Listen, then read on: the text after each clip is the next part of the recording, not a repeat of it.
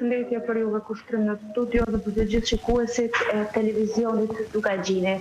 Pas disa dekadash pa ditur asgjë mbi fatin e të dashurve të tyre, sot 3 familje nga Prina e kanë marrë një përgjigje. Bëhet fjalë për identifikimin e eshtave të 3 personave që ishin pjesë e listës së personave të zhdukur që nga lufta e fundit në Kosovë. Bëhet fjalë për Masardushin, Fadil Elezin, si dhe Baligashin. Të 3 ishin të zhdukur që kur rivend masakrat e Velanit në periudhën e vitit 1999, 2 prej tyre 23 vjeç, më saktësisht Masardushi dhe Baligashi, ndërsa Fadil Elezi 37 vjeç. Aktualisht jemi në shtëpinë e kulturës në qytetin e Klinës, aty ku mbahen homazhet realisht mbahen homazhet për 3 viktimat nga familjarë e dashamirë të tyre para se të nisë Akademia Fortitimore. Siç mund ta shihni, homazhet po vazhdojnë dhe me nderime këta 3 persona po përcillen edhe nga forca e sigurisë së Kosovës. Pas kësaj akademie, e cila pritet të nisë në orën 13, do të bëhet një akademi përkujtimore për ta. Rivarimi do të bëhet në orën 14 në varrezat e dëshmorëve tek Kodra e Kuqe.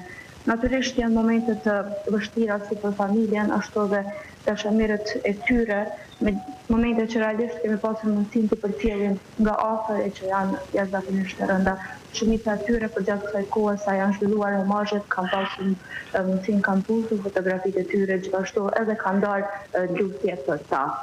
Vjen të përmendet që ironia e fatit, 2 prej këtyre viktimave janë në moshën time dhe është një emocion ndryshe për ta përcjellur këtë ngjarje nga afër. Megjithatë, është e rëndësishme që ky përkujtim që po mbahet sot për ta të jetë si një akt nderimi për personat tjetër të cilëve u ndalua padrejtisht në mbrojtje të lirisë së vendit. Vlen të përmendet që këto kanë qenë për të bërë homazhet e tyre edhe nga Komuna e Klinës, më saktësisht ka qenë kryetari, si dhe të tjerë, njëherë ka pasur edhe persona që janë njohur me të nderit e kështu me radhë. Për më shumë informacione do të vërtetoni kronikën tonë në lajmet qendrore në 19:30. Linja tek ju.